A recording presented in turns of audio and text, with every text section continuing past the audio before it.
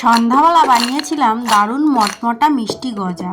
একটা পাত্রের ভেতরে নিয়ে নিয়েছি 1 বাটি আটা, হাফ বাটি ময়দা, সামান্য লবণ, কিছুটা সাদা তেল, সামান্য বেকিং সোডা। সবকিছু ভালোভাবে মিশিয়ে সামান্য জল দিয়ে শক্ত করে একটা ডো বানিয়ে নেব। ওটা শক্ত করলে গজাটাও বেশ মটমটা হবে।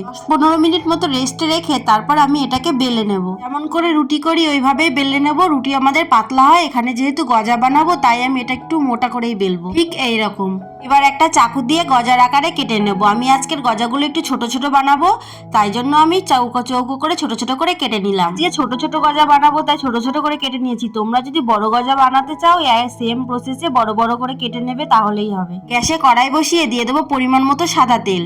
তেলটা ঠান্ডা অবস্থায় দিয়ে দেবো গজাগুলো। প্রথম 3-4 মিনিট গ্যাসের ফ্লেম থাকবে একদম লো, আর হালকা হাতে নাড়াচাড়া করে ভেজে নিতে হবে। গজাটা অনেকটাই ভাজা হয়ে এসেছে, এবার গ্যাসের ফ্লেম বাড়িয়ে দিতে হবে আর লাল লাল করে ভেজে নিতে হবে। সব গজাগুলো আমি লালচে করে ভেজে নিয়েছি। এবার একটা পাত্রের ভিতরে তুলে নিচ্ছি। দোকান থেকে কিন্তু আমরা মাঝে মাঝে এরকম গজা কিনে খাই, বাড়িতে বানালেও কিন্তু মন্দ হয় না। গজাটা যত করে ঠান্ডা হোক, আমি এদিকে শিরাটা বানিয়ে নিই। 1 বাটি চিনি আর হাফ বাটি জল দিয়ে ভালোভাবে জাল দিয়ে শিরাটা বানিয়ে নেব। 3-4 মিনিট মতো জাল দিলেই শিরাটা রেডি হয়ে যাবে। এরপর শিরার ভেতরে দিয়ে দেবো আগে থেকে ভেজে রাখা গজাগুলো আর নাড়াচাড়া করে 2 মিনিট মতো ঢেকে রাখলেই রেডি দোকানের মতো সুস্বাদু মিষ্টি গজা। অসম্ভব ভালো হয়েছে খেতে।